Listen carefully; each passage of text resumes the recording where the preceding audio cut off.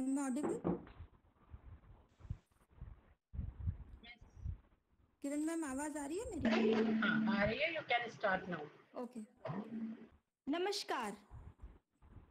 कि तोड़ना है हर पिंजरा, मेरी उड़ान अभी बाकी है. मंजिलें जमीन पर नहीं, आसमान अभी बाकी है. लहरों का थमना नहीं, समंदर की बेबसी. बाहर खामोशी सही, भीतर कहीं तूफान अभी बाकी हैं. इन्हीं शब्दों के साथ मैं lieutenant doctor Rajshri, ANO, NCC, महिलाओं की मूलभूत सुविधाओं की समिति, जेंडर चैंपियन समिति, उन्नत भारत अभियान और राष्ट्रीय कैडेट कोर के संयुक्त तत्वाधान में आयोजित मिशन शक्ति, जो कि उत्तर प्रदेश सरकार की एक सराहनीय पहल है, के अंतर्गत नारी शक्ति राष्ट्र उन्नति विषय पर राष्ट्रीय वेबिनार में सभी का स्वागत करती हूं. आज बड़ा ही गर्व का विषय है कि हमारे इस कार्यक्रम में मुख्य अतिथि के रूप में उपस्थित हैं Sushri Renuka Mishra, IPS, ADG, police recruitment and promotion board and nodal officer of mission Shakti UP government. और विशिष्ट अतिथि के रूप में Sushri Shalini, IPS, DPS north police commissionerate Lucknow. आपका हार्दिक स्वागत करती हूं मैम. इस कार्यक्रम की अध्यक्ष के रूप में हमारे साथ जुड़े हुए हैं प्रोफेसर संजय सिंह सर, माननीय कुलपति Baba Saheb Bhimrao Ambedkar university Lucknow. Organising committee से हमारे साथ जुड़े हैं professor Naveen Kumar Arora sir, nodal officer Unnat Bharat Abhiyan. Professor Shilpi Verma madam, chairperson committee of basic facilities for women. Doctor UV Kiran, organising secretary. Doctor Rachna madam, co organising secretary. Doctor lieutenant Manoj Kumar Dadwal sir, member ANO NCC. इस कार्यक्रम की शुरुआत करने के लिए मैं प्रोफेसर नवीन अरोड़ा सर को बुलाना चाहूंगी, जो कि नोडल ऑफिसर हैं उन्नत भारत अभियान के, वेलकम एड्रेस के लिए. Professor Naveen sir. Thank you, Dr. Rashri. Honorable Vice Chancellor, Professor Sanjay Singh, who is also the patron of this webinar, हमारे मार्गदर्शक. आज के कार्यक्रम के आज के वेबिनार की मुख्य अतिथि मैडम रेणुका मिश्रा, एडीजी एवं नोडल ऑफिसर मिशन शक्ति.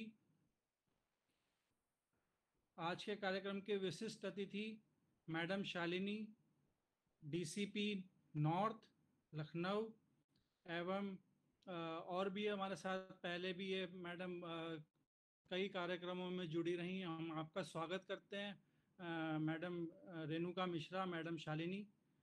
ऑर्गेनाइजिंग कमेटी की तरफ से professor Shilpi Verma, doctor committee of basic facilities for women एवं जेंडर चैंपियन सेल की chairperson. Doctor UV Kiran, organising secretary of this programme.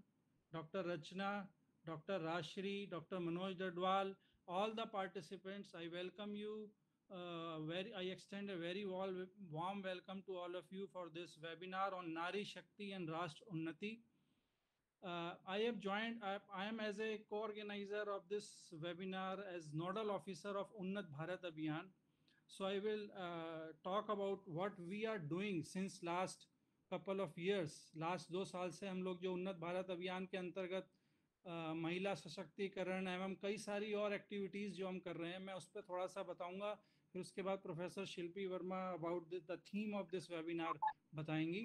तो मैडम रेणुका मिश्रा जी एवं मैडम शालिनी जी, हम 2 साल से यहाँ पे उन्नत भारत अभियान से जुड़े हुए हैं. हमारा बाबा साहेब भीमराव विश्वविद्यालय, भीमराव अम्बेडकर विश्वविद्यालय, और हमारे कुलपति जी के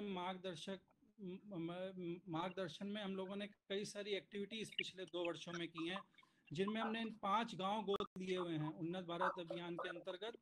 ये 5 गांव हैं मिरानपुर, पिनवट, औरावा, रामचोरा, दादूपुर एवं चकोली. ये 5 गांव सरोजनी नगर ब्लॉक में आते हैं लखनऊ में. एवं हम यहाँ पे पिछले 2 साल से कई सारी एक्टिविटीज़ करते आए हैं निरंतर, जिनमें से कई एक्टिविटीज़ महिलाओं से जुड़ी हुई हैं, महिला सशक्तिकरण से जुड़ी हुई हैं। जैसे कि पहली बार सबसे पहले तो हमने इन 5 गांव का सर्वे किया, हाउस होल्ड सर्वे, उनकी सारी प्रॉब्लम्स को जाना, एक बड़ा एक्सटेंसिव डाटा हमारे पास है उस बारे में कि क्या क्या वहाँ पे गवर्नमेंट की पॉलिसी एक्टिविटीज़, गवर्नमेंट के प्रोग्राम्स जो वहाँ पे इम्प्लीमेंट हो पा रहे हैं या नहीं हो पा रहे, क्या क्या प्रॉब्लम्स से ये गांव में हम देखने को मिल रही हैं, क्या क्या और इश्यूज रिलेटेड हैं। कई बार हम लोगों ने वहाँ जाके मिले हैं गांव वालों से, ग्राम सभाएं की, खासकर महिलाओं का योगदान बहुत ज़्यादा रहा ग्राम सभाओं में। हमारा इंटरेक्शन बहुत ज़्यादा रहा है महिलाओं से, वहाँ पे हमने उनकी प्रॉब्लम्स को भी जाना और कई इश्यूज जो रिलेटेड हैं हमने वहाँ पर कैंप लगाए, हेल्थ कैंप लगाए इन गाँवों में पिछले 2 वर्षों में।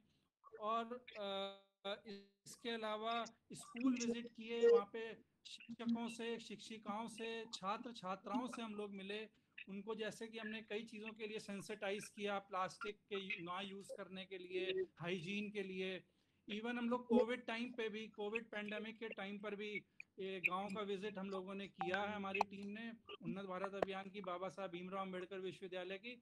और वहाँ पर आकर हमने उनकी समस्याएं कोविड टाइम पे जानी, हम लोगों ने इंटरेक्ट किया ग्राम प्रधान से, ग्राम सचिव से, और भी बीडीओ जो हैं इस एरिया के उससे, और उनकी प्रॉब्लम जानी। ये सारी प्रॉब्लम्स हमारे पास हैं और हमने आगे गवर्नमेंट को भी भेजी हैं, भारत सरकार को भी और उत्तर प्रदेश सरकार को। और इसके अलावा एक हमारे माननीय कुलपति जी के, आदरणीय कुलपति जी के मार्गदर्शक में हमने आगे की रूपरेखा भी एक तैयार की है, अगले 1 साल में हम लोगों को क्या करना है, जिसमें से कई सारे प्रोग्राम्स विमेन रिलेटेड हैं, विमेन ओरिएंटेड हैं, जैसे कि अवेयरनेस और reducing drop out rate in the schools. खासकर जो गर्ल चाइल्ड हैं उनका ड्रॉप आउट रेट ज़्यादा देखा गया, तो हमने इसको अपने फ्यूचर एक्टिविटीज़ में सम्मिलित किया हुआ है।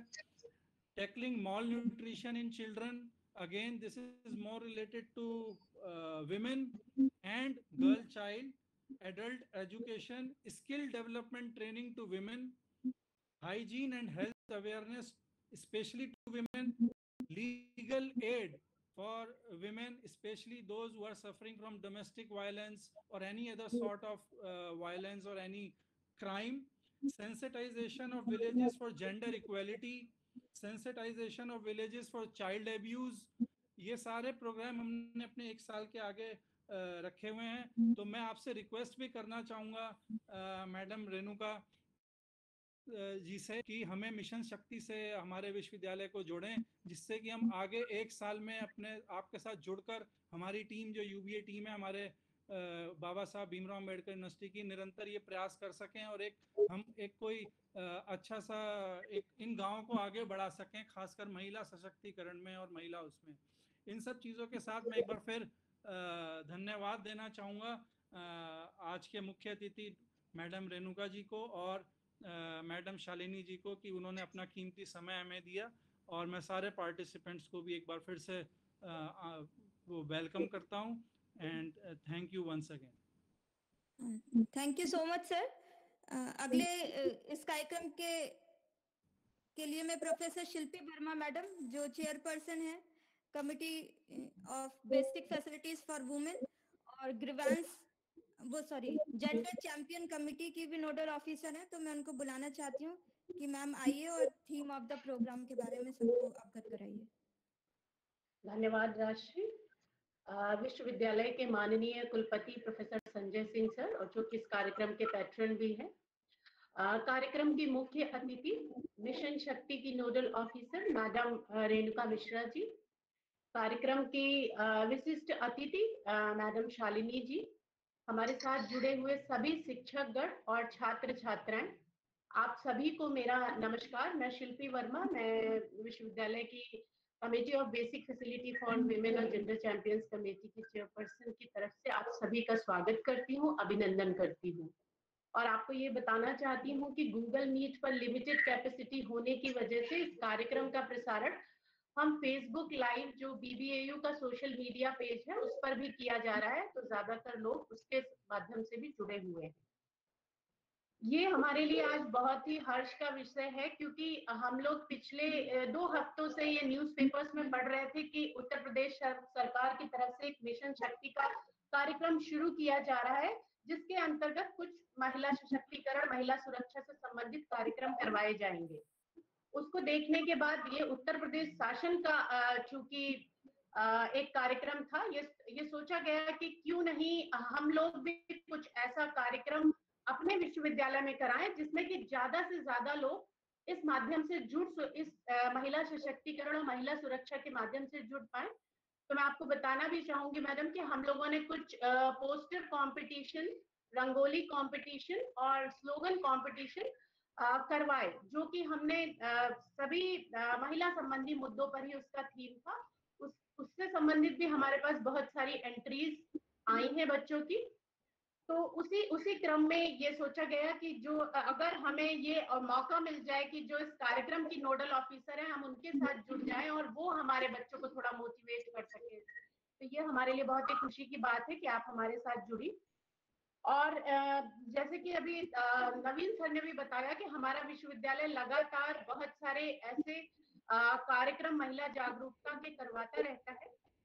बीच में मैं मिस्टर नूर आलम जी से रिक्वेस्ट करती हूँ कि वो जो स्क्रीन प्रेजेंट कर रहे हैं उसे ना प्रेजेंट करें और अपना माइक म्यूट रखें। नूर आलम जी, आपसे मैं रिक्वेस्ट करती हूँ स्क्रीन स्टॉप कर दीजिए आप प्रेजेंट करना।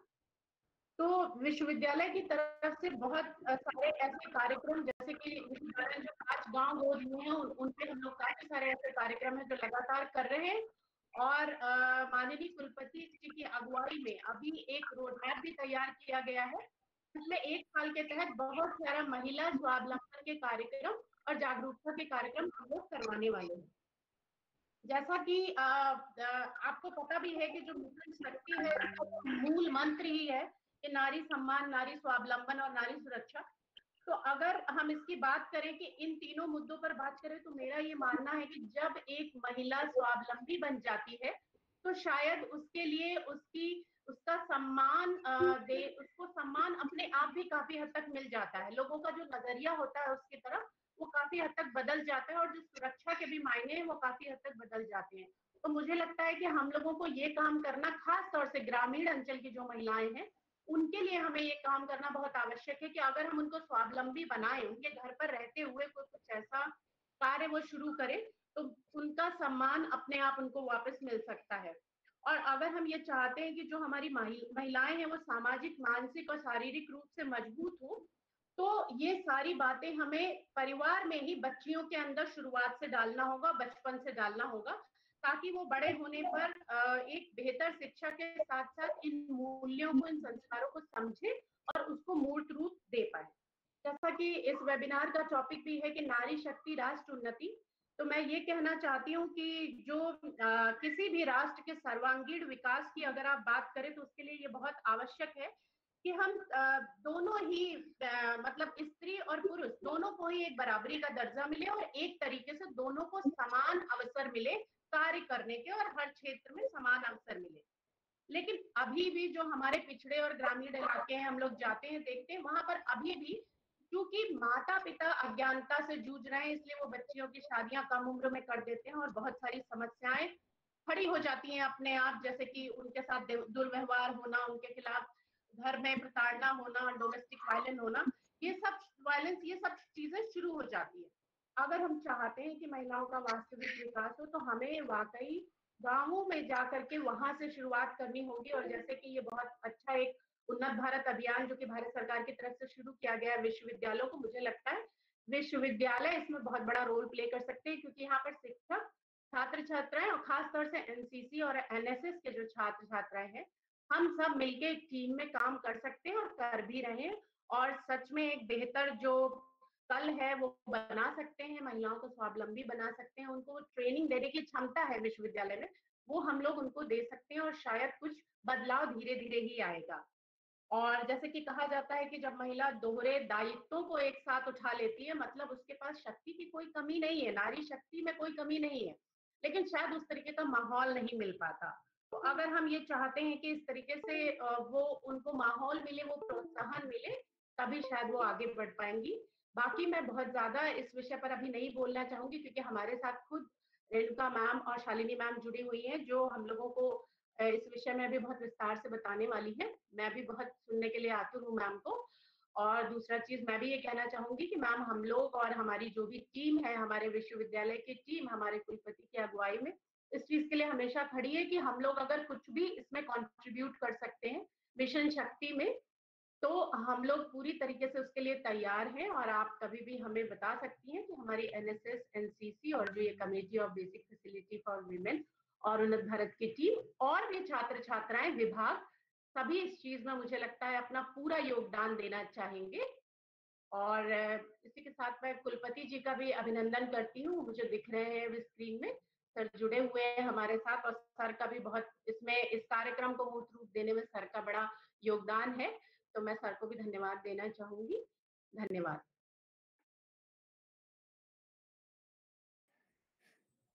बहुत बहुत धन्यवाद मैडम, आपने बहुत अच्छी तरीके से प्रोग्राम की रूपरेखा के बारे में बताया। अब मैं अगले क्रम में अंडर ऑफिसर एनसीसी की कनिका त्रिपाठी को बुलाना चाहूंगी, जो हमारे आज के मुख्य अतिथि और विशिष्ट अतिथि का इंट्रोडक्शन देंगी। Cadet under officer Kanika Tripathi. Thank you, ma'am. May I audible? या बेटा। Okay, thank you, ma'am. Somebody rightly said, we face what we fear. Good evening and a very warm welcome to everybody. It is my privilege to introduce our chief guest and guest of honor. We all know our country has brave soldiers and brave officers who will never afraid to stand against the criminals and terrorists. Today is very great day and I am very enthusiastic because today we had great personalities who has many responsibilities and doing their hard work with eager. I would like to applaud them that they are sharing their precious time with us in this event. So she is none other but Renuka Mishra ma'am, ADG Police Recruitment and Promotion Board. She is Nodal Officer of Mission Shakti, which is initiative of Uttar Pradesh government for which we are gathered. She is from IPS RR 1990 batch and hails from Krishna, Andhra Pradesh. Ma'am has done her graduation in BCom and MA in Police Administration. Currently, she is posted at Lucknow with effect from 8th January 2019. Ma'am has decorated with Police Medal for meritorious service on the occasion of Republic Day 2007 and also got President's Police Medal for distinguished service in 2014. Ma'am was very fascinated by his father's uniform and shining brass that adorned it. Ma'am has a sporting background and played almost every game in school and college. She has national records in hurdles, 6 national medals, over 200 medals in her 7 years of athletic career. She has also commanded the RD parade in her district. We welcome you, ma'am, in this Mission Shakti National Webinar on Nari Shakti and Rashtra Unnati. Thank you, Kanika. Now, we heartily welcome today's guest of honor, Ms. Shalini ma'am, currently posted as DCP North, Police Commissionerate, Lucknow, with effect from January 2020. She is from IPS RR 2011 batch and hails from New Delhi. Ma'am has done B.Ed MPhil in Political Science and was assistant professor before joining IPS. She formed Self-Defense Squad in 2019 in Noida. Ma'am has also took part in Pink Operation in Banda during SP shift for women's safety, which includes self-defense awareness programs in schools and colleges. So once again, we welcome you, ma'am. Thank you.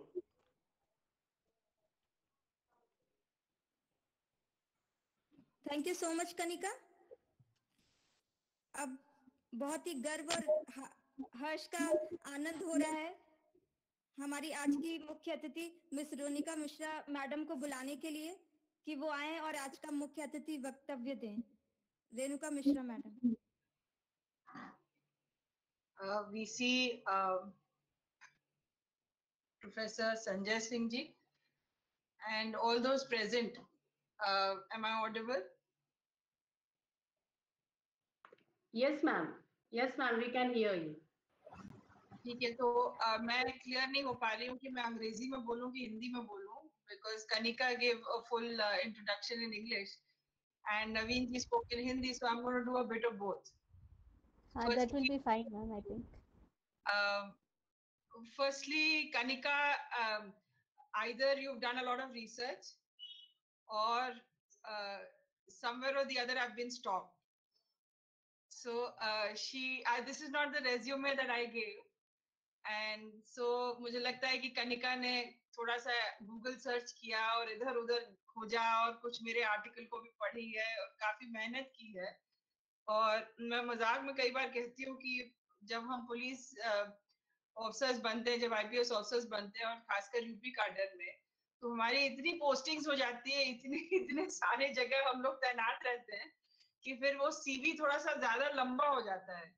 तो मैं घबराने लगी थी कि कहीं कनिका मेरी पूरी posting शुरू से लेकर के एएसपी अंडर ट्रेनिंग से लेकर के शुरू ना कर दे। तो शालिनी के भी उतने ही पोस्टिंग्स होंगे, मेरे ही उससे ज्यादा 30 साल की नौकरी में बहुत जगह पोस्टेड रह चुके हैं। But thank you, Kanika, for introducing me and thank you for inviting me. It's always a pleasure to talk to students. It's always a pleasure to talk to teachers. बचपन में जब भी फर्स्ट टाइम कोई पूछता है कि आप क्या बनेंगे, बड़े होकर के क्या बनेंगे, तो सबसे पहले हम लोग यही कहते हैं कि टीचर बनेंगे, क्योंकि जो फर्स्ट इंस्पिरेशन होता है वो टीचर का होता है। क्योंकि घर में तो माँ रहती है, पिता रहते ही हैं, तो अब घर की मुर्गी दाल बराबर इनिशियली, जब तक कि वैल्यू नहीं पता चलता है कि पेरेंट्स का क्या वैल्यू है, तब तक जब हम स्कूल जाने लगते हैं, तो the first people who inspire us are teachers. And so grand salute to all those who are present here and all those teachers who help shape lives. अब मिशन शक्ति के बारे में, मिशन शक्ति की जो लखनऊ के नोडल ऑफिसर मैं हूँ और बाकी हर जगह के अपने अपने नोडल ऑफिसर्स हैं। मिशन शक्ति का जो बेसिक उद्देश्य है वो ये है कि एक क्योंकि ये बहुत ही इम्पोर्टेंट इश्यू है, क्राइम्स अगेंस्ट वुमेन, और महिलाओं का उत्थान होना बहुत जरूरी है, नहीं तो ये देश आगे नहीं बढ़ पाएगा। सो ऐसा नहीं है कि काम नहीं हो रहा है, काम अभी पहले भी हो रहा था। हम लोग जहाँ 10 साल पहले थे वहां अब नहीं है, जहाँ हम 5 साल पहले थे वहां अब नहीं है। हर रोज हम प्रोग्रेस करते रहते हैं। तो मिशन शक्ति का जो उद्देश्य है वो सबसे पहले जो वर्ड है मिशन। अब मिशन का मतलब ये हुआ कि it is in a mission mode. 6 महीने का समय दिया गया है, 17 अक्टूबर से लेकर के अप्रैल तक। इन 6 महीनों में we get into a kind of a mission mode.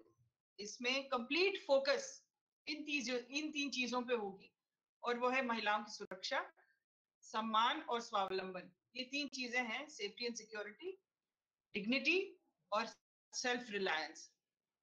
The second important thing is, mission Shakti के माध्यम से ये कहा जा रहा है कि ये न केवल बालिकाओं की सुरक्षा से संबंधित है या बालिकाओं को जागरूक करने की आवश्यकता है, लेकिन हमारा पूरा जो समाज है, हमारा पूरा 24 करोड़ की जो हमारी जनता है उत्तर प्रदेश की, उन सभी को जागरूक करने की आवश्यकता है।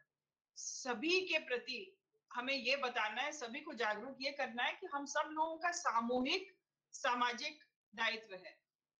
We are all individually and collectively responsible for what happens. We are collectively responsible for the fact that we need to prevent it, and then we need to support people who are trying to come forward. तो इसका जो second main point है वो ये है कि सामाजिक दायित्व है। तो अब कोई इंडिविजुअल अगर कोई पैदा होता है या पैदा होती है, तो सबसे पहले माँ और पिताजी, मैं कभी भी ये नहीं कहूंगी कि केवल माँ का दायित्व है, क्योंकि आप हमसे सहमत होंगे, आप सब एकेडमिशियंस हैं और जो स्टूडेंट्स हैं वो भी, उनके लिए भी समझना ये जरूरी है कि ये कोई जब हम पैदा होते हैं तो हम एज अ बॉय या एज अ गर्ल पैदा होते हैं, मेल या फीमेल, ये हम पैदा होते हैं। तो ये तो बायोलॉजिकल हुआ, जहां तक मेल पैदा होना या फीमेल पैदा होना ये बायोलॉजिकल हुआ।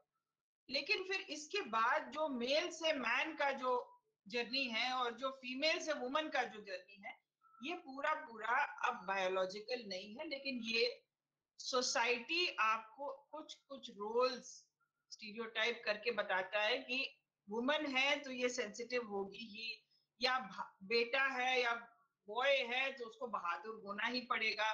तो ये सब चीजें जो स्टीरियोटाइपिंग हम लोग करते हैं, तो इसकी वजह से हम समझते हैं कि अगर हम ये समझ लें कि महिला जो है वो बच्चा पैदा कर सकती है, हाँ वो बायोलॉजिकल है, लेकिन वही पाल सकती है, पालन पोषण का जो हुनर है वो उसी को आता है, ये हम सही नहीं कह रहे हैं। क्योंकि अगर पुरुष को नहीं आता है तो उसको सीख लेना चाहिए, उसको ये सोच करके नहीं बैठ जाना चाहिए कि ये कोई हुनर नहीं है जो मैं बचपन से, मतलब मैं पैदा होते के साथ, ये कोई हुनर is always acquired, skill is always acquired, it is not something that you are born with. So I feel that the इसके माध्यम से, मिशन शक्ति के माध्यम से न केवल इंडिविजुअल पे लेकिन इंडिविजुअल के पेरेंट्स पे भी एक दायित्व एक डाला गया है कि आप पेरेंट्स हैं तो आपको कुछ न कुछ इस तरह का करना पड़ेगा कि दोनों आपके बेटा में और एक आपकी बेटी में आप ये अंतर, अगर बचपन से ही आप ये अंतर आप शुरू कर देंगे, अगर आप बेटी को रीइंफोर्समेंट जो आप कर रहे हैं वो डिफरेंट कर रहे हैं और बेटे का रीइंफोर्समेंट आप गलत डिफरेंट कर रहे हैं, तो उसमें दो इश्यूज होंगे। एक तो अगर आपने बेटी को इतना दबा दिया तो कल अगर बेटी के साथ अन्याय होगा भी तो फिर उस अन्याय के बारे में वो बोल नहीं पाएगी। जब जब उसने बोलने की कोशिश की, अगर आपने उसको चुप करा दिया तो आप ये जान के चलिए कि जब मौका आएगा, जब उसको चीखना चाहिए, तब वो नहीं चीख पाएगी। तो कई बार हमको लगता है कि तुम चीखी क्यों नहीं, तुमने ये क्यों नहीं किया, तुमने बताया क्यों नहीं, तो आपने उसकी ट्रेनिंग ही नहीं करी उस हिसाब से, आपने उसको रीइंफोर्स ही नहीं किया उस हिसाब से बचपन से, जो वो अपनी आवाज उठा सके। तो सबसे पहली बात यह है कि जहां हम अपेक्षा करते हैं कि बेटी आवाज उठाए, वो बात बताए, अगर कोई गलत कर रहा है उसके साथ या गलत कह रहा है उसके साथ या गलत तरह से देख रहा है उसकी तरफ, तो वो मना करे, तो she should know how to say no. लेकिन ऑन द अदर हैंड, अगर हमने बेटे को दूसरे तरह से रीइंफोर्स किया, अगर हमने बेटे को ये कहा कि जो तुम मांगोगे वो मिल जाएगा, जब तुम मांगोगे वो मिल जाएगा, ये हम बचपन से रीइंफोर्स कर रहे हैं। उसको अब खिलौना चाहिए था तो खिलौना दे दिया, उसने थोड़ी सी मतलब थोड़ा सा हल्ला क्या मचा दिया, उसको सब चीज दे दिया, और बेटी ने कुछ कहा तो फिर उसको दबा दिया क्योंकि वो दब सकती थी, क्योंकि आपने ट्रेन कर दिया उसको, दबने का ट्रेनिंग दे दिया तो वो दब सकती थी। इसको आपने दूसरे तरह का फ्रीडम दे दिया और इसने जब गलती करना शुरू किया तो आपने इसको रोका नहीं। आपने जब इसको रोका नहीं तो फिर ये उसका मनोबल जो है वो गलत तरह से उसको, मतलब उसको एक सपोर्ट मिल गया जहां पे उसको नहीं मिलना चाहिए था। तो he doesn't understand how to say no, how to listen to the word no. तो लड़की ये नहीं जानती है कि नो कैसे कहें, और जब वो सीख लेती है कि नो कैसे कहें, तो लड़का ये नहीं समझ पा रहा है कि नो को रिसीव कैसे करे, हम सुने कैसे नो को, क्योंकि बचपन से तो सुना नहीं है नो। तो जहां लड़की नो कह रही है और वो सुन नहीं पा रहा है नो, उसको लगता है कि ये मेरे राइट्स का उल्लंघन है कि वो मुझे नो कह रही है। और फिर जब वो सुन नहीं पाता है, जब वो उस कॉन्वर्सेशन को झेल नहीं पाता है, तब वो फिजिकली अपना फोर्स यूज करता है, और फोर्स यूज करने के बाद फिर जो होता है वो आप सबको पता है। सो जहां पे हम लड़की को हम अवेयर करेंगे, बालिकाओं का जहां पे हम उनको जागरूक करेंगे, जहां पे हम उनको बताएंगे कि कैसे वो आत्मविश्वास पैदा करें, कि वो अपने आप को प्रोटेक्ट कर सके, वो अपने आप अपनी आवाज को उठा सके, जहां पे गलत है वहां पे वो बता सके, वहीं पे हमें लड़कों को भी ये सिखाना है कि no is also an option.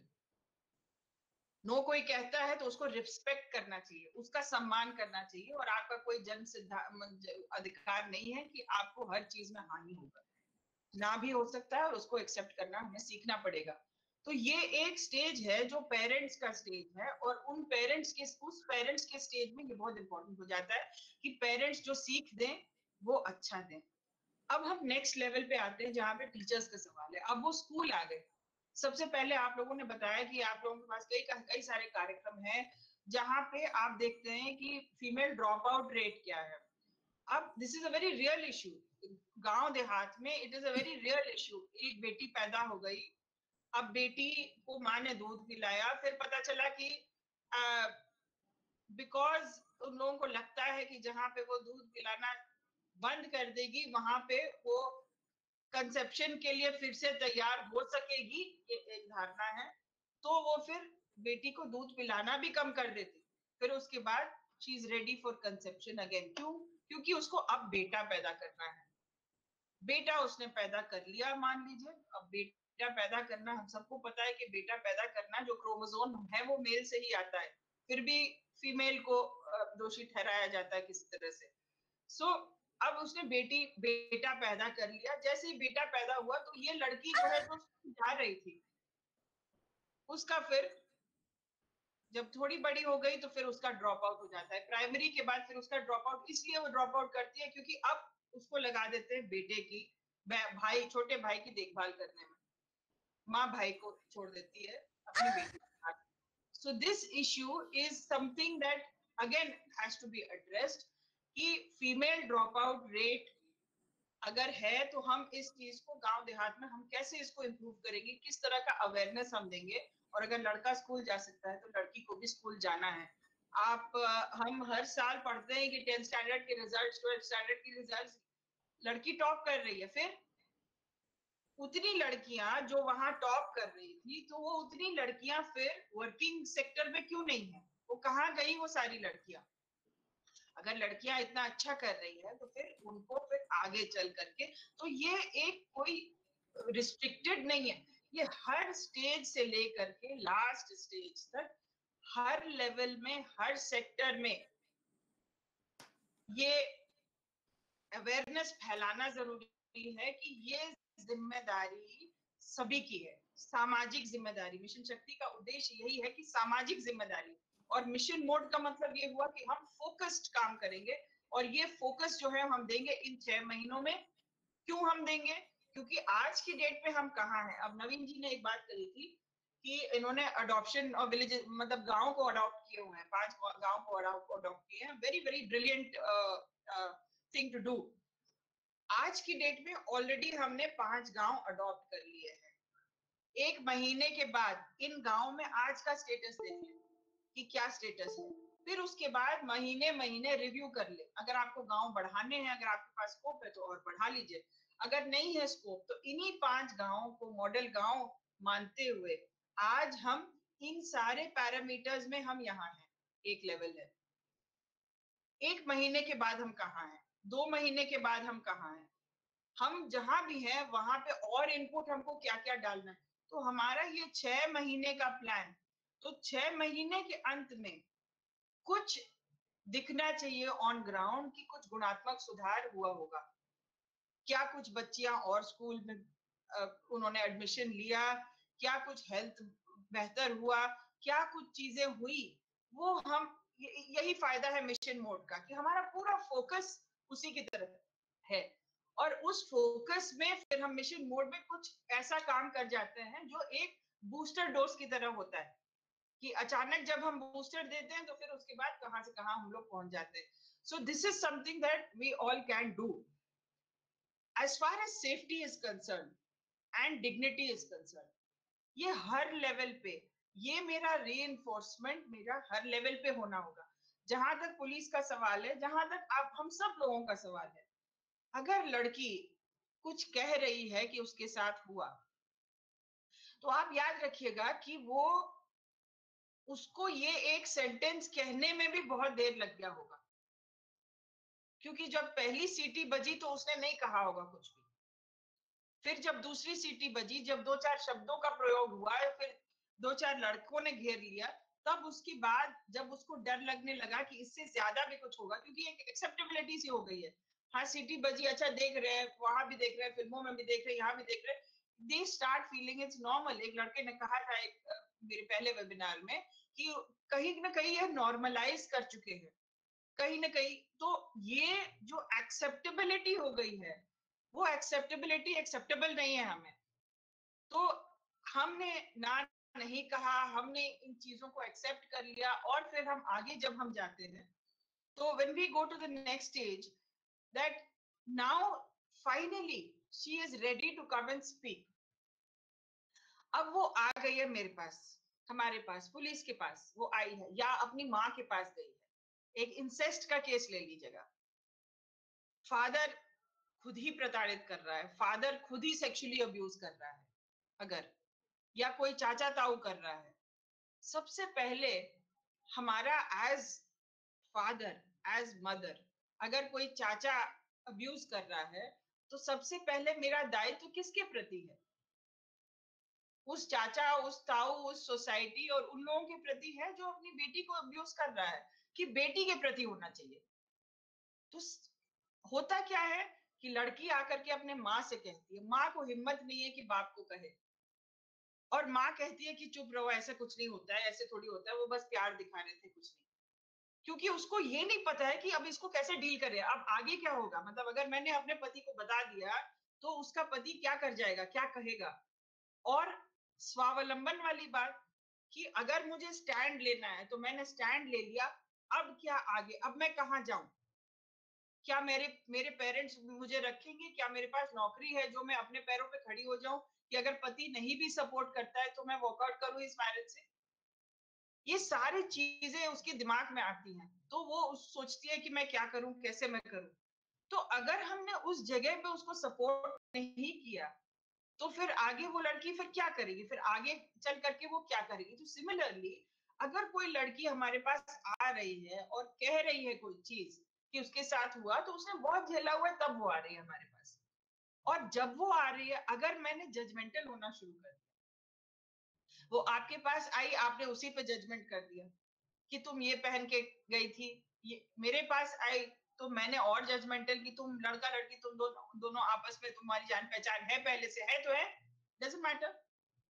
अगर है तो कहाँ कहाँ लिखा हुआ है कि लड़का और लड़की की जान पहचान नहीं होनी चाहिए, और कहाँ लिखा हुआ है कि आपकी जान पहचान है तो लड़का आपसे कोई अपेक्षा करता है तो आप मना नहीं कर सकते। किसी भी स्टेज पे आप मना कर सकते हैं। अगर कोई सेक्स वर्कर है, वो नहीं चाहती है कि वो उस दिन जो कस्टमर आता है, अगर वो कस्टमर को मना करती है, अगर वो नहीं चाहती है, तो वो भी वैलिड है। तो इन परिस्थितियों में जब वो आ रही है मेरे पास, तो मैं फिर उसका विश्वास करूं, ये मेरा डिफॉल्ट होना चाहिए। मैं पुलिस को भी, हमारे पुलिस में भी हम लोग सेंसिटाइजेशन कर रहे हैं, तो हम लोग यही कहते हैं कि default has to be trust.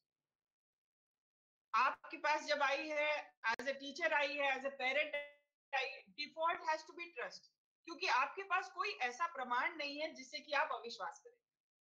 और हम ये चीज रिपीट कर रहे हैं कि आपके पास अगर कोई प्रमाण हो विश्वास करने के लिए तो 4 प्रश्न और पूछ लीजिएगा। लेकिन जब प्रमाण नहीं है तो आप सबसे पहला डिफॉल्ट अपने बच्चे पे पहले आप विश्वास करिए, फिर उसके बाद इंक्वायरी होगी, फिर विवेचना होगी, फिर 10 तरह की चीजें होती है, प्रक्रिया में आ जाता है। और तब उसके बाद फिर हमें जो निष्कर्ष पे पहुंचना है, तब उसके बाद हम पहुंचे। लेकिन पहले ही अगर हम जजमेंटल हो जाएंगे, और हम होते क्यों हैं, कई सारे जजमेंट्स होते हैं जो कि लगता है कि सेक्सिस्ट है, ये कैसे ये बोल सकते हैं। कई सारे पुलिस रिस्पॉन्सेज होते हैं जो कि बिल्कुल गलत होते हैं, कि अगर तुम ऐसे करोगे, तुम इतना ही जोर से बोली होगी वहां पे, तभी तो उसने पीट दिया, या तुमने यही पहना होगा तभी तो उसने छेड़ दिया। तो ये जो हमारे जजमेंटल रिस्पॉन्सेज हैं, ये जजमेंटल रिस्पॉन्सेज अनएक्सेप्टेबल है। तो वो जब आई है तो सबसे पहले मैं विश्वास करूं, जजमेंटल न बनूं। क्लास में भी ये कंपैरिजंस जो हम लोग करते रहते हैं, कंपेटिटिवनेस एक हद तक ठीक है, लेकिन ये कंपैरिजंस जो है ये नेगेटिवली रीइंफोर्स करते हैं। हमें पॉजिटिवली रीइंफोर्स करना है बच्चे को। बच्चे ने कुछ अच्छा किया हुआ है तो पैटिंग ऑन द बैक कि आपने अच्छा किया हुआ है। अगर उसने गलत किया है तो दूसरा तरीका खोजिए, थोड़ी सी मेहनत लगेगी, थोड़ा सा दूसरा तरीका खोजिए ये चीज बताने के लिए कि ये सही नहीं है।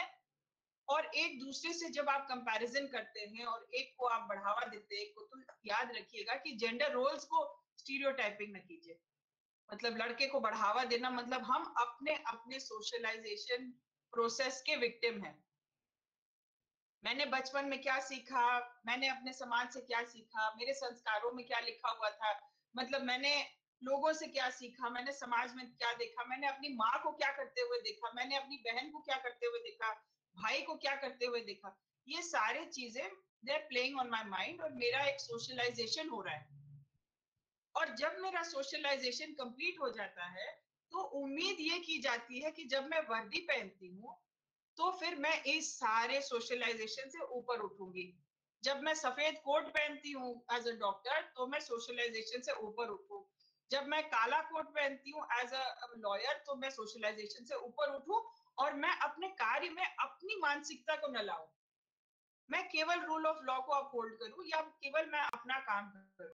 लेकिन ये सोशलाइजेशन इतना डीप हो जाता है कि फिर हम वही चीज हम लोग करने लगते हैं। तो मेरी गुजारिश आप लोगों से ये भी है कि मिशन शक्ति के माध्यम से हमें हरेक को छूना है, हरेक को अपने दायित्वों का हमें एहसास दिलाना है। और हम अब आपको अगर दायित्वों का एहसास दिला रहे हैं तो सबसे पहले हम अपने दायित्वों को हम देख रहे हैं। अगर हम किसी प्रॉब्लम को हम सॉल्व करना चाहते हैं तो अगर हम अपने से शुरू करते हैं तो वो प्रॉब्लम का सोल्यूशन इमीडिएटली मिल जाता है। कि अगर मुझे पॉपुलेशन कंट्रोल करना है तो मैं फैमिली प्लानिंग करूंगी। अगर मैं वहां से शुरू करूं और मैं अगल बगल से शुरू करूं तो हम लोग बहुत दूर पहुंच जाएंगे।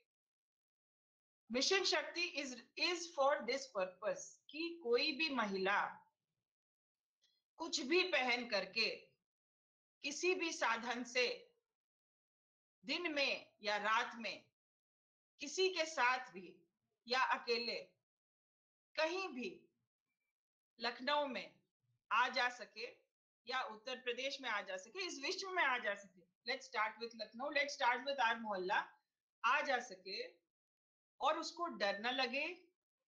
सेकेंडली, उसके स्वाभिमान को, उसके सम्मान को कहीं भी ठेस न पहुंचे। अगर हम इस तरह का माहौल हम पैदा कर सकते हैं तो मिशन शक्ति ने वो कदम लिया जो मिशन शक्ति को लेना चाहिए। तो मैं नोडल ऑफिसर हूँ और लोग भी हैं यहाँ पे। मेरे पास बहुत कुछ है बोलने को, बहुत कुछ है कहने को, लेकिन आप जान रहे हैं कि there are others also to speak. और शालिनी भी है कहीं, तो वो डीसीपी नॉर्थ है, वो भी आपको बता सकेगी कि लखनऊ जनपद में क्या क्या प्रयास कर रहे हैं। महिला हेल्प डेस्क का निर्माण है, जो पिंक पेट्रोलिंग शुरू हो गया है, पिंक बूथ है। हालांकि पिंक कलर से हम कोई भी लेडी ऑफिसर बहुत सहमत नहीं है पिंक वाले कलर से, लेकिन फिर भी क्योंकि ये एक प्रतीक है, लोगों ने पहचान लिया है कि हाँ पिंक मींस गर्ल्स, तो उस क्रम में वो आपको बताएगी कि क्या क्या है। मैं एक गुजारिश के साथ भी छोड़ रही हूँ इस टॉक को, मतलब आगे बढ़ाती हूँ कि हेल्पलाइंस हमारे हैं लगे हुए। 1090 एक हेल्पलाइन है। अगर आपको अपनी आइडेंटिटी सीक्रेट रखनी है, अगर आपको फर्स्ट टाइम कोई परेशान कर रहा है, ऑन द टेलीफोन परेशान कर रहा है, या साइबर स्पेस में परेशान कर रहा है, फेसबुक पे, इंस्टाग्राम पे परेशान कर रहा है, तो सबसे पहले अपनी सिक्योरिटी, जैसे आप हेलमेट पहनते हैं कि एक्सीडेंट ना हो, तो अपनी सिक्योरिटी क्या है कि आप 2 फैक्टर ऑथेंटिकेशन आप करेंगे। अपने फेसबुक पे आपको पता होना चाहिए कि कोई आपका फेसबुक हैक न कर सके, या कोई आपके फोटो को निकाल करके कोई मॉर्फ न कर सके। इस तरह की चीजें आपको ज्ञान होना चाहिए कि ये नहीं करें। अब उसके अतिरिक्त अगर कोई फिर भी कोई प्रॉब्लम होती है तो फिर आप 1090 को कॉल करिए। अगर आपको इमीडिएटली कोई इश्यू होता है कि आपको डर लग रहा है, कहीं आप कहीं से जा रहे हैं, कहीं स्ट्रीट लाइट्स डार्क हैं, तो राइट इन आप बताइएगा ये चीज। तो ये लखनऊ शहर में उसको सेफ सिटी भी उसमें भी शामिल है। तो अगर कोई चीज है जो जहां कमी है उस चीज में आप लिखिए। मेरा जीमेल आईडी है nodallakhnau nodallkw@gmail.com। अगर आपको कोई सजेशंस देने हो तो आप हमें दे सकते हैं। जो डीसीपी क्राइम्स अगेंस्ट वुमेन है, एक सेल है यहाँ पे, रुचिता चौधरी हैं जो कि डीसीपी क्राइम्स अगेंस्ट वुमेन है। मुझे लगता है वो अभी अंदर आई थी, मतलब वो झांकी थी अंदर। I introduce you to her. तो उनको आप कांटेक्ट करिएगा। थाने पे चले जाइए, थाने पे महिला हेल्प डेस्क लगे हुए हैं। अगर आपको संकोच है कि आप पुरुष के सामने आप नहीं बोल पाएंगे तो थाने पे चले जाइए, डरिए मत। तो ये भी अगर आप करेंगे, अगर आप निकल करके आएंगे और एक दूसरे को लेवरेज करेंगे, एक दूसरे को सपोर्ट करेंगे, पुलिस को बताइए अगर कोई समस्या है, 112 को फोन करिए। अगर फिजिकली इमीडिएटली कोई इश्यू है तो 112 को फोन करिए। और अगर किसी भी प्रकार की समस्या है तो बेझिझक आप बताइए। आप बताएंगे तो जब तक हम बताएंगे नहीं तब तक हम कोई समाधान हम नहीं निकाल पाएंगे। तो जहां पे आपको लगता है प्रिवेंशन की आवश्यकता है आप बताइए, जहां पे लगता है कि कोई चीज हम लोग और बेहतर करते तो ज्यादा अच्छा होता तो भी आप बताइए, आप खुल करके सजेशंस दीजिए। मैं ट्विटर पे भी हूँ और सब लोग हैं ट्विटर पे, तो आप प्लीज आप अपने सजेशंस भेजिए, जो भी हम लोगों से हो सकता है वो हम जरूर करेंगे। और इन्हीं शब्दों के साथ मैं आई बी वेरी हैप्पी अगर बीबीए एसोसिएट करता है मिशन शक्ति के साथ, तो maybe some time we can talk after this webinar, we can talk and we can see कि where you can fit in, how we can take this forward. And कुछ हमारे ideas हो सकते हैं, कुछ आपके आइडियाज हो सकते हैं, कुछ हम इम्प्रूव करेंगे, कुछ आप इम्प्रूव करेंगे, मिल करके कुछ इसको करते हैं, क्योंकि करना है। ये टाइम पास नहीं करना है, इसको अभियान की तरह नहीं चलाना है कि 7 दिन लगाया हुआ है तो 7 दिन में मतलब हम लोगों को इतने सेमिनार करने, इतने वेबिनार कर रहे हैं, नहीं तो फिर समय बर्बाद है। So we have to do something after this, and I know all of you are very into, and to all the kids out there जो सुन रहे हैं, जो देख रहे हैं, to all the students out there, now this is the time. If you don't speak now, you'll never speak. So when the situation demands that truth be spoken, then silence is culpable. चुप रहना भी अपराध है, तो बोलिएगा जरूर। Thank you. कि सुंदर तरीके से हम लोगों को बताया, आपने बताया कि नो कहना बहुत ज्यादा जरूरी है लड़कियों के लिए, तो लड़कों के लिए भी नो एक्सेप्ट करना बहुत ज्यादा जरूरी है। वो इसको अपना जन्म से अधिकार ना मान करके ना इस चीज को ले ले। आपने ये भी बताया कि लड़कियां पढ़ाई में अव्वल आ रही हैं, लेकिन उसके बावजूद भी जब हम वर्किंग में देख रहे हैं तो दोनों का मतलब समावेश नहीं हो पा रहा है इस चीज में। और जो आपने इसका सलूशन दिया कि सभी को ये एक सतत प्रोसेस है और सभी को अपने दायित्व का एहसास कराना बहुत ज्यादा जरूरी है, चाहे वो मतलब लड़के हो चाहे लड़की हो, माता हो पिता हो, और इसकी शुरुआत स्वयं से करना बहुत ज्यादा जरूरी रहेगा। तो बहुत बहुत धन्यवाद मैम। और एक बहुत ही खुशी के साथ ये भी बताना चाहूंगी, जो आपने उन्नत भारत अभियान के लिए बोला, तो हमारे माननीय कुलपति प्रोफेसर संजय सिंह सर की अगुवाई में हम लोग इसी तरीके से काम करते हैं। सर ने अभी 2 दिन पहले ही हमारा देखा कि हमने 3-3 महीने का स्लॉट बनाया हुआ है, तो बहुत अच्छे से सर की अगुवाई में हम लोग काम कर रहे हैं और आपने जो सजेशन दिया उसको जरूर लेंगे। तो मैम बहुत बहुत तहे दिल से आपका हार्दिक आभार व्यक्त करती हूँ मैं। और जैसा कि अभी मैडम ने कहा था कि इसकी जो दायित्व है सबके लिए है, तो मिशन शक्ति के तहत 2 सेफ्टी प्लेज हैं, बालिका सुरक्षा शपथ, जो अब हम लोग लेंगे। तो सबसे पहले अभिभावकों के लिए है। मैं बोलती हूँ और अभिभावक इसको बोलेंगे। और मैं थोड़ा बीच में इंटरफियर कर रहा हूँ, क्षमा चाहता हूँ, क्योंकि मुझे एक अन्य कार्यक्रम में भी जाना है। तो मैडम का मैंने इधर उद्बोधन मैंने सुना, अगर आप परमिट करें तो मैं बीच में इस कार्यक्रम में 2 मिनट के लिए अपने नहीं सर, आपका बहुत बहुत स्वागत है। और हम अब स्वागत करते हैं प्रोफेसर संजय सिंह सर का, माननीय कुलपति बाबा साहब भीमराव अंबेडकर यूनिवर्सिटी, कि वो अपना अध्यक्षीय उद्बोधन दें। Professor Sanjay Singh sir. उद्बोधन नहीं देना है, सिर्फ अपने विचार को 2 मिनट में रखना चाहूंगा, बस कोई खास विषय नहीं है। एक्चुअली सबसे पहले तो मैं क्षमा ये चाहूंगा कि मैंने कार्यक्रम में बीच में जो उसका क्रम था उसको तोड़ दिया इसको, क्योंकि मुझे थोड़ा दूसरे कार्यक्रम में जाना है और उसका भी समय आ गया है। तो मुझे लगता है कि मैं 2 मिनट जो औपचारिक रूप से मेरी उपस्थिति यहाँ पर है उसके निमित्त कुछ विषय कर सकूं।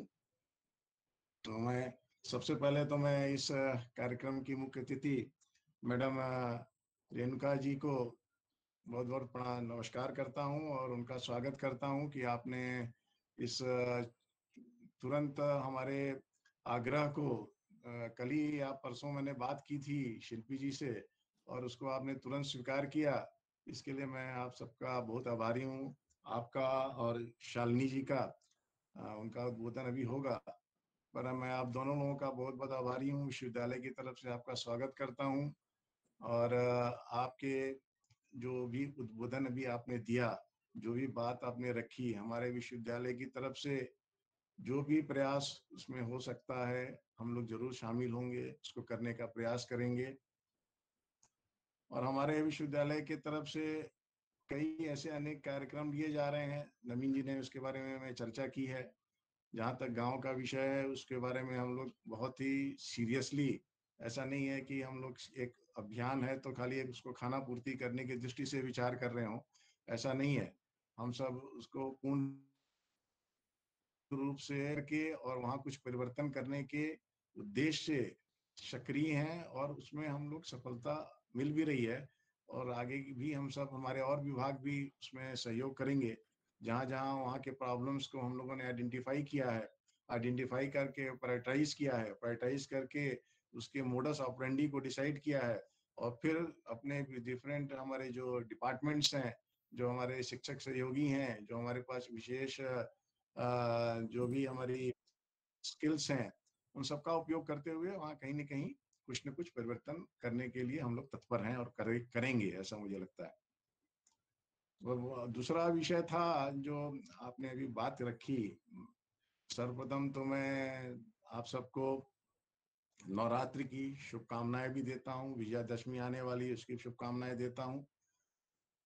इस नवरात्र के में तो सब दुर्गा पूजा ही होती है, शक्ति की आराधना कर रहे हैं हम सब, और शक्ति की बिना स्त्री की शक्ति का संभव नहीं है, ये सब जानते हैं।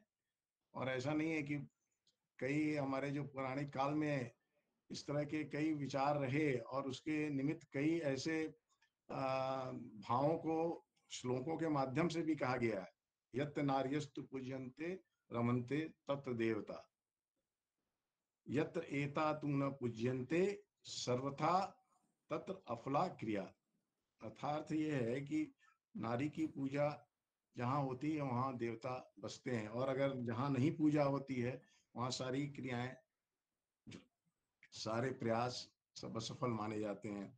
और इस तरह से कई उदाहरण आपको पौराणिक दृष्टि से दिखाई पड़ेंगे, जिसमें गीता में भी कहा गया है, कीर्ति श्री वाक्च नारिणाम स्मृति मेघा धृति क्षमा। ये 7 तरह के जो स्त्रीवाचक शब्द हैं, इनका जो धारण करता है उसको वो पुरुष यशस्वी होता है।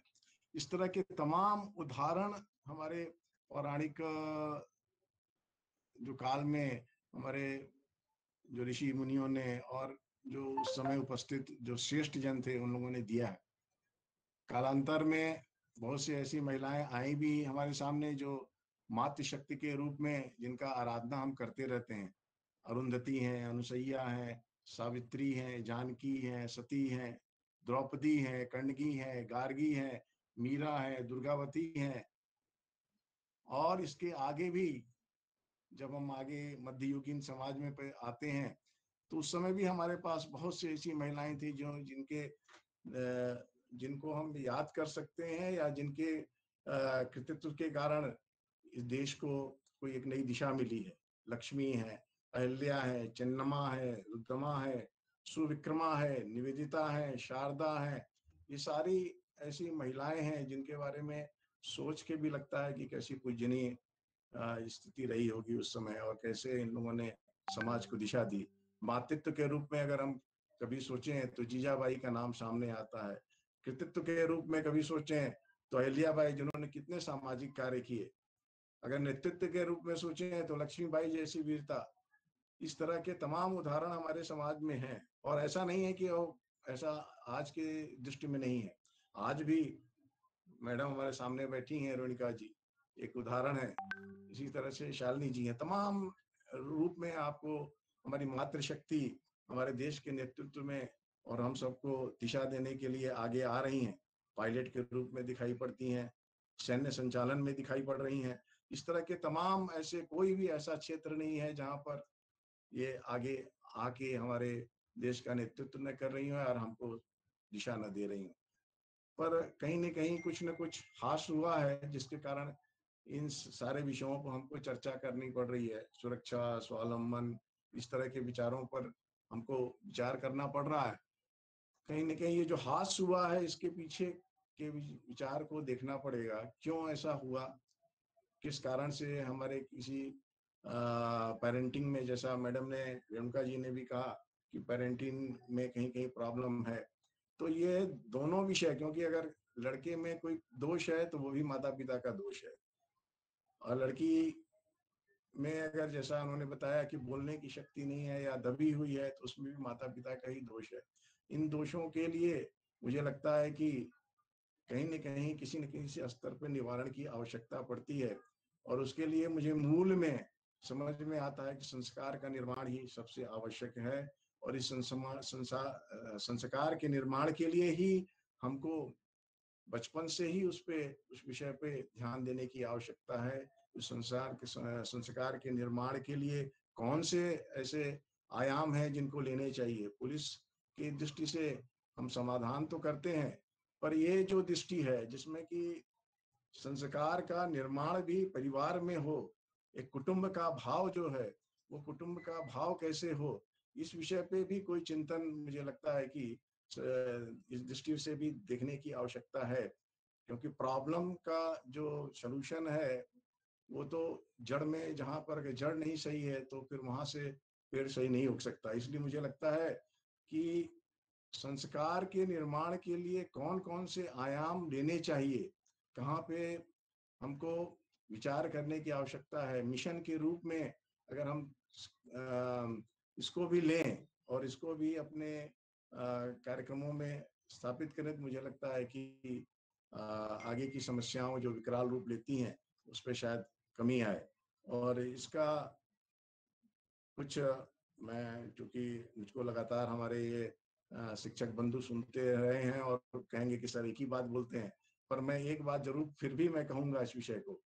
जैसे मैंने कहा कि एक योग का मैं एक हमेशा बात करता हूं और इस विषय को मैं हमेशा आगे बढ़ाना चाहिए। अगर संस्कार के निर्माण में ये बहुत सहायक हो सकता है, मुझे ऐसा लगता है। क्योंकि मन ही हमारे सारे संस्कार के, जो हम इस विषय पे कहीं भी हम भटकते हैं अपने विषयों से, तो इसका मतलब है कि कहीं न कहीं हमारा मन चंचल हो रहा है, और मन को काबू रखने के लिए कोई न कोई प्रयास करने पड़ेंगे, और उसमें मुझे लगता है कि बहुत आवश्यक है।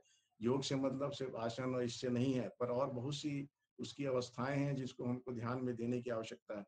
तो कौन से आयाम हमको लेने हैं परिवार में, कौन से आयाम विद्यालय में और कौन से आयाम विश्वविद्यालयों में लेने चाहिए, जिसका एक प्रारूप मुझे लगता है कि होना चाहिए, और उसी के आधार पे हम सब आगे बढ़ेंगे। तभी संस्कार के निर्माण के ही कारण हमको लगता है कि ये सारी जो व्याधियां हैं, जो इस तरह के आचरण दिखाई पड़ते हैं समाज में, इस पर हम रोक लगाने के लिए कुछ संभव हो सकता है। मेरे मन में ये एक भाव था कि इसको कैसे हम पुलिस के माध्यम से, या आप जो अपनी योजनाएं बना रहे हैं उसमें इस तरह के कोई अगर आयाम आ सके और उसमें हमारा विश्वविद्यालय को सहयोग करने के लिए अगर आप समझते हैं कि उपयोगी हो सकता है, तो हम लोग जरूर इस विषय पर आगे बढ़ेंगे और आप सबका भी सहयोग लेंगे और अपने प्रयासों को भी आगे बढ़ाते रहेंगे। मैं आप सबको पुनः इस अभी जो नवरात्रि की चल रही है इसकी बधाई देता हूँ। आप सबको विजयदशमी आने वाली है उसकी बधाई देता हूँ, और सभी मातृशक्ति जो यहाँ पर उपस्थित हैं सबको मैं अपने हृदय से प्रणाम करता हूँ। उनका आदर और सम्मान करते हुए मैं अपनी वाणी को विराम देता हूँ और सबसे विदा लेने के लिए अनुमति चाहता हूँ। बहुत बहुत धन्यवाद सर। आपने बताया हम लोगों को अनुसूया, गार्गी, निवेदिता और जीजाबाई जैसी आदरणीय महिलाओं के बारे में, उनका उदाहरण देते हुए बताया कि आज महिलाएं सैन्य संचालन से लेकर डॉक्टर, टीचर सब कुछ हैं और समाज को दिशा दे रही हैं, लेकिन फिर भी उनकी जो सम्मान में ह्रास हुआ है, तो इसका कारण ढूंढना बहुत ज्यादा जरूरी है। हमें दोनों लोगों को देखना पड़ेगा, चाहे वो लड़कियां हो, उनको उनकी सुरक्षा को, और लड़कों को भी इसके बारे में जागरूक करना होगा। इसके लिए आपने बताया कि संस्कार का निर्माण बहुत ज्यादा जरूरी है और एक सतत प्रयास है। इसके लिए हमें बचपन से ही ढूंढना पड़ेगा कि कौन कौन से ऐसे आयाम हैं जिसके थ्रू उनके मन को कंट्रोल किया जा सके। आपने बिल्कुल सही बात बताई कि कुटुंब का भाव, क्योंकि जब परिवार का भाव रहता है, हम अपने परिवार में छोटी सी भी किसी को भी चोट लग जाती है तो हमारा मन विचलित हो जाता है। इसलिए जब हम समाज को एक कुटुंब की तरह देखेंगे तो शायद ये सब चीजें दूर हो सके। आपने योग का बहुत ही अच्छा उदाहरण दिया कि मन चंचल होने की वजह से शायद ये सब घटनाएं घटित हो रही हैं। तो अगर हम योग को अपने मन में समावेशित कर लें और मन का संतुलन बना लें तो हमारा और मन और शरीर दोनों के संतुलन से ये सारी चीजें दूर हो सकती हैं। तो बहुत बहुत धन्यवाद सर आपके ओजस्वी वाणी के लिए। धन्यवाद सर। अब अगले क्रम में जैसा कि मैंने अभी आप लोगों से बात की थी कि सिर्फ अभिभावकों को भी इसमें जोड़ना पड़ेगा, तो जो मिशन शक्ति की सेफ्टी प्लेज है वो अब हम लोग लेंगे। तो सबसे पहले अभिभावकों के लिए मैं बोलती हूँ और आप लोग उसको दोहराइए। भारत के जिम्मेदार नागरिक के रूप में, भारत के जिम्मेदार नागरिक के रूप में मैं शपथ लेता हूँ मैं शपथ लेती हूँ कि मैं अपने बेटे और बेटी में बेटे में किसी प्रकार का भेदभाव नहीं करूंगा। भेदभाव नहीं करूंगी। मैं अपने बच्चों को बचपन से ही जीवन के नैतिक मूल्य सिखाऊंगा जीवन के नैतिक मूल्य सिखाऊंगी और उन्हें सही और गलत का भेद बताऊंगी। जिस प्रकार मैं अपनी बेटी को स्वयं की सुरक्षा के लिए ध्यान रखने को कहती हूँ, उसी प्रकार अपने बेटे को अनुशासन में रखते हुए उनकी भी दैनिक गतिविधियों का पूरा ध्यान रखूंगी। जय हिंद। जय हिंद। अब छात्रों के लिए है।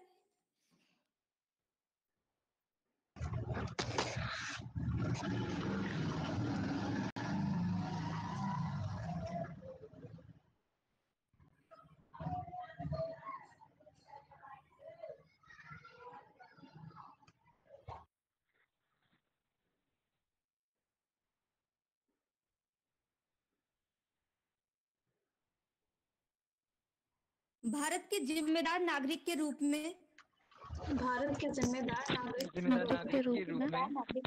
मैं शपथ लेती हूँ कि सदैव बालिकाओं व महिलाओं का सम्मान करूंगी और उनके अधिकारों की सुरक्षा करूंगा। मैं प्रत्यक्ष एवं परोक्ष रूप से अपने कृत्यों शब्दों तथा कर्मों से किसी बालिका एवं महिला के अधिकारों एवं मर्यादा का हनन नहीं होने दूंगा। मैं शपथ लेता हूँ कि मैं बालिकाओं एवं महिलाओं को उनके विकास के लिए समान अवसर प्रदान करने में अपना पूरा योगदान दूंगा। जय हिंद। जय हिंद। इसी के साथ अगली कार्यक्रम की कड़ी में मैं डॉक्टर यूवी किरण मैडम जो कि ऑर्गेनाइजिंग सेक्रेटरी हैं इस कार्यक्रम की, उनको बुलाना चाहती हूँ कि वो हमारे अतिथियों को धन्यवाद ज्ञापित करें। राजश्री, 1 मिनट के लिए मैं आपको रोकना चाहूंगी। जी। शालिनी मैडम किसी वजह से नहीं जुड़ पा रही हैं, वो किसी मीटिंग में व्यस्त है, इसलिए वो हमारे साथ नहीं जुड़ पाई। उन्होंने अगले कार्यक्रम में जुड़ने का वादा किया है, पर मैं देख रही हूँ कि हमारे साथ प्रोफेसर प्रीति सक्सेना मैडम जो कि ह्यूमन राइट्स की विशेषज्ञ हैं, वो पूरे कार्यक्रम में जुड़ी हुई हैं पूरा मिशन शक्ति के लिए। तो मैं चाहती हूँ कि अंत में मैडम जरूर बच्चों को एक संदेश दें मिशन शक्ति के लिए। Preeti Saxena madam, professor department of human rights. तो मैं हमारी आदरणीय प्रोफेसर प्रीति सक्सेना मैडम को बुलाना चाहूंगी कि बच्चों को अपना उद्बोधन दें। प्रीति सक्सेना मैडम। बहुत बहुत धन्यवाद professor Shilpi Verma, professor doctor Rajshree, chief guest of the programme madam Renuka Mishra ji, और हमारे अपने कुलपति जी, और उन्नत भारत प्रोग्राम के nodal officer professor Naveen Arora ji, UV Kiran ji, जो सब इस कार्यक्रम से जुड़े हुए हैं। और बहुत अच्छा लगा मुझे जब मेरे पास ये मैसेज आया और उसके साथ लिंक आया, तो मैं अपने आप को रोक नहीं पाई कि मैं इस महिला शक्ति के कार्यक्रम को जरूर देखूंगी। और बहुत ही ऐसी बातें मैडम रेणुका मिश्रा जी ने इसमें कही हैं कि मुझे लगता है कि वो हर नागरिक को इसको अपनाना चाहिए। एज पेरेंट्स उनकी ड्यूटी है, as a citizen of the country उनकी ड्यूटी है, क्योंकि हमेशा हम लोग राइट्स के बारे में दौड़ते रहते हैं, राइट्स के बारे में बात करते रहते हैं। हमारे अपने कर्तव्य क्या है, उस पर हमें ज्यादा जागरूक होने की आवश्यकता है। और जो हमारे विश्वविद्यालय की ये जो उन्नत भारत यूबीए की जो हमारे हैं या बेसिक गाँव में आ रहा है, उनको अवेयरनेस फैलाई जा रही है, ये अपने आप में एक बहुत बड़ा एक स्टेप है जिससे कि हम आसपास के लोगों को जागरूक कर सकते हैं। और मैं पिछले वर्ष भी मैंने इसको देखा था कि प्रोफेसर शिल्पी वर्मा ने हमारे अपने छात्रों को ही किस तरीके से जागरूक किया जाए महिलाओं के प्रति, उनको किस तरीके से अपना उनके क्या अधिकार हैं उसको किस तरीके से कर्तव्य मानते हुए उनके अधिकारों के साथ में कार्य करना चाहिए। इन सब चीजों के लिए मैं बहुत ही ज्यादा प्रोफेसर शिल्पी वर्मा के लिए ये कहती हूँ कि उन्होंने बहुत अच्छे कार्यक्रम की इसकी शुरुआत की है। और ऐसे कार्यक्रम विश्वविद्यालय स्तर पे भी होने चाहिए, क्योंकि जागरूकता केवल गाँव में नहीं, जागरूकता हर किसी के लिए जरूरी है। जागरूक होने के लिए जरूरी है कि हम अपनी पहली यूनिट घर से ही शुरू करें। मैडम मिश्रा ने बहुत अच्छी बात कही, पेरेंटिंग की हमारे कुलपति जी ने भी बात कही। ये एक बहुत बड़ा एक देखने में आया है जब हम क्राइम वगैरह पे सर्वे करते हैं, कुछ केस लॉस देखते हैं, सुप्रीम कोर्ट के जब जजमेंट्स पढ़ते हैं, तो हमें यही लगता है कि सबसे ज्यादा जो केसेस हैं क्राइम अगेंस्ट वुमेन घर से ही शुरुआत होती है, चाहे वो डोमेस्टिक वायलेंस हो या रेप के केसेस में खास करके। तो वो जो छोटी छोटी बच्चियां जिनकी उम्र 6 महीने भी नहीं है, उनके साथ रेप केसेस इस तरीके से हो रहे हैं, तो वो कोई बाहर से नहीं हो रहा है। और जहां तक मैडम ने भी बड़ी अच्छी बात कही कि क्या ड्रेस पहनी हुई एक हमारा माइंड सेट है, हम जजमेंटल हो जाते हैं। तो 6 महीने की बच्ची या 8 साल की बच्ची जिसके साथ ये अपराध हो रहे हैं, उनकी ड्रेस सेंस के बारे में क्या कहा जाएगा? क्या उनकी ड्रेस को देख के लोग इस तरीके के अपराध कर रहे हैं? तो कई बार ऐसा लगता है कि जागरूकता घर से ही जरूरी है। हमें लड़के लड़की में भेद की जो एक हमारी एक प्रथा चली आ रही है, कहीं ना कहीं हमें उसे रोकना है। प्रॉपर पेरेंटिंग हमें करनी है। अभी राजश्री ने भी बहुत अच्छी शपथ दिलवाई जिसमें कि एक समानता की बात कही है लड़के लड़की में। हमारा संविधान भी समानता की बात करता है, बल्कि लड़कियों को और बच्चों को, कुछ महिलाओं को कुछ विशेष अधिकार भी दिए गए हैं। आर्टिकल 15(3) अगर कॉन्स्टिट्यूशन की हम बात करते हैं तो उनके लिए विशेष कानून भी बनाए गए हैं। लेकिन कानूनों का इम्प्लीमेंटेशन हमेशा सरकार के ऊपर नहीं, एग्जीक्यूटिव के ऊपर नहीं, हमें अपने लेवल से भी सोचना है कि हमारे आसपास क्या हो रहा है, हमें उसमें क्या करना है। और मेरी तरफ से केवल एक ये संदेश है मेरा कि इस मिशन शक्ति में बहुत ही अच्छी एक पहल उत्तर प्रदेश सरकार के द्वारा की गई है। विश्वविद्यालय उसमें पार्टिसिपेट कर रहा है, ये बहुत अच्छी बात है। और आज के समय में जिस तरीके से हम केस सुन रहे हैं, जिस तरीके के केसेस आ रहे हैं, खास करके रेप के, मोलेस्टेशन के जो केसेस आ रहे हैं, कहीं ना कहीं शायद हम सब इसके लिए दोषी हैं, क्योंकि ना हम अपने आसपास के लोगों को इसको समझा रहे हैं, ना हमको जागरूक कर पा रहे हैं। तो हमें उनको जागरूक करना, ये हमारी पहली ड्यूटी होगी एज ए टीचर, क्योंकि ये काम समाज में एक टीचर ही कर सकता है, लोगों को जागरूक करने का। और अगर हम इस चीज में लग जाएं कि हमें उनको जागरूक करना है, तो कहीं ना कहीं अपराधों में कुछ ना कुछ कमी इसमें आएगी। क्योंकि हमारे पास एक बहुत बड़ी मात्रा में छात्र आते हैं, वो लड़कियां भी होते हैं, वो लड़के भी होते हैं। तो अगर इस तरीके से, मुझे लगता है कि हमें छात्रों को कहीं ना कहीं पर इस चीजों को हमें सिखाना होगा, बताना होगा। तो ये अपने आप में मेरे लिए, मुझे लगता है कि बहुत एक अच्छा प्रयास रहेगा।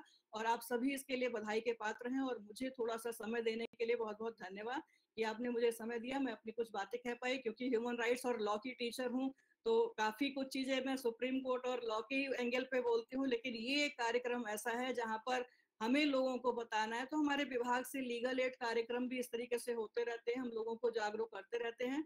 और विश्वविद्यालय स्तर पर अगर पूरे सभी लोग मिलकर इस काम को हम कर रहे हैं तो ये एक बहुत अच्छी पहल है और एक अच्छे भविष्य की शुरुआत भी है। बहुत बहुत धन्यवाद। बहुत बहुत धन्यवाद मैम, आपने बहुत ही अच्छा वक्तव्य रखा और आपने ये बताया कि लड़के और लड़की दोनों को बचपन से संभाव से देखने की बहुत ज्यादा जरूरत है। आपने बताया कि सिर्फ लॉ बनाने से नहीं होगा, क्रियान्वयन उसका हो रहा है और ठीक तरीके से हो रहा है कि नहीं, इसको बताने की बहुत ज्यादा जरूरत है।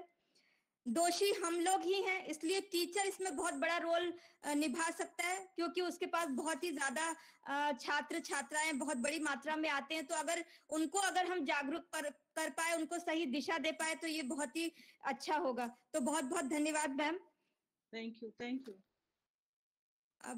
अब कार्यक्रम के अगले क्रम में मैं हमारी जो ऑर्गेनाइजिंग सेक्रेटरी हैं इस कार्यक्रम की, डॉक्टर यूवी किरण मैडम, उनको बुलाना चाहूंगी कि वो हमारे अतिथियों का धन्यवाद ज्ञापन करें। Doctor UV Kiran ma'am.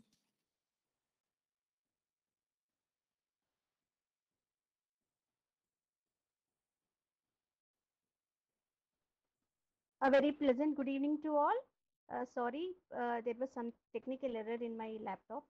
A very pleasant good evening to all. The best and beautiful things can only be felt but can't be expressed. Today is one such day. I consider it a great privilege to propose vote of thanks to all the dignitaries who have witnessed it as a successful and memorable event. I sincerely express my deep sense of gratitude to the chief guest of today's event, Ms. Renuka Mishra ji, IPS ADG and Nodal Officer Mission Shakti, for her thought-provoking address. Thank you very much, ma'am, for accepting our invitation in such a short notice, in spite of your very busy schedule. Your address definitely is a motivation for our students who definitely will take the message which you have given to all those women and girls in rural areas, and also, as ma'am has said, even to each and every home, to the boy and girl, everybody. Thank you very much, ma'am, for gracing the occasion. Thank you very much once again. I extend my heartfelt thanks to Ms. Shalini, IPS DCP North, who was supposed to be guest of honor today for today's webinar. I am thanking her in absentia, and ma'am could not join because of her some other engagement, but we definitely will have an opportunity to hear her very soon. I bestow my heartfelt thanks to our Honorable Vice Chancellor, Professor Sanjay Singh ji, for always encouraging us and providing support in conducting such kind of events. Highly inclined to do service to the needy, especially women living in rural areas and other underprivileged sections of the society. Sir, your guidance and precise planning always is a motivational force for us to carry out any work. Thank you very much, sir. And I am extremely thankful to Professor Preeti Saxena, ma'am, for her thought-provoking words. And definitely, ma'am, with all your support, we can take up this mission. Teachers can take up this mission and we can achieve the success. And we definitely will inspire our girls, our students. Thank you very much, ma'am. I extend my heartfelt thanks to all the faculty members who have spared their time and participated in this event. I also extend my heartfelt thanks to Professor Naveen Kumar Arora, Chairperson UBA, and Professor Shilpi Verma, Chairperson Basic Facilities for Women, for their support and cooperation in conducting this event, and of course, carrying out the UBA and Basic Facilities for Women activities very successfully throughout the year. Thank you very much, sir, and thank you, ma'am. I'm also thankful to Dr. Rachna Gangwar, co-organizing secretary of the webinar, Dr. Rashri NCC, Dr. Manoj Kumar Dadwal, for their dedicated efforts in organizing this event. Of course, a very special thanks to my dear students who all have participated so enthusiastically and were really very attentive, disciplined audience.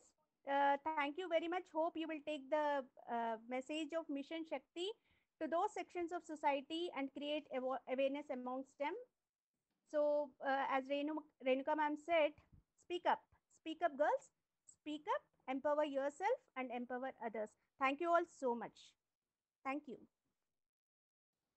Thank you so much, ma'am. और इसी के साथ ही कार्यक्रम को समाप्त करने की उद्घोषणा करूंगी मैं एक लाइन के साथ। स्वामी विवेकानंद जी की है, जिन्होंने कहा था कि शिक्षित और सुसंस्कृत स्त्री शक्ति से देश का भाग्य बदला जा सकता है। तो इसी के साथ ही मैं इसकी आशा करती हूँ कि हम मिशन शक्ति को पूरे क्रियान्वयन के साथ में सक्सेसफुल बनाएंगे। और इसी के साथ मैं अपनी वाणी को विराम देती हूँ। बहुत बहुत धन्यवाद इस कार्यक्रम से जुड़ने के लिए। जय हिंद, जय भारत। बहुत बहुत धन्यवाद आप सभी लोगों को। And I hope many of the students who are listening in keep the police as an option to join. Yes, ma'am. Yes, ma'am. Thank you so much, ma'am. Thank you madam, आप आइए, हम लोग को अच्छा लगा। आप मैं अभी थोड़ा बीच में थोड़ी देर के लिए चला गया था किसी और काम की वजह से, तो मैंने कहा आपको अंत में कम से कम आपके फिर से धन्यवाद कर दूं। आप आई, मगर शालिनी मैडम लगता है कि मेरे बीच में आ जाने से उनका कार्यक्रम कुछ गड़बड़ हो गया क्या, मुझे ऐसा लग रहा है। जी, सर वो किसी कार्यक्रम में व्यस्त होने की वजह से नहीं कनेक्ट कर पाई। मेरी भी आगे कनेक्ट करेंगी। मीटिंग शुरू होनी थी, तो मैं भी निकलती हूँ अभी 6। अच्छा, ठीक है। मीटिंग थी तो उसके लिए भी मैं निकलती हूँ। Thank you so much. नहीं, आइए आप कभी हमारे विश्वविद्यालय में और हम सब मिलते हैं पर्सनली, तो अच्छा लगेगा मुझको भी। जरूर आएंगे। कोविड विल जी जी। Okay, thank you so much. Thank you.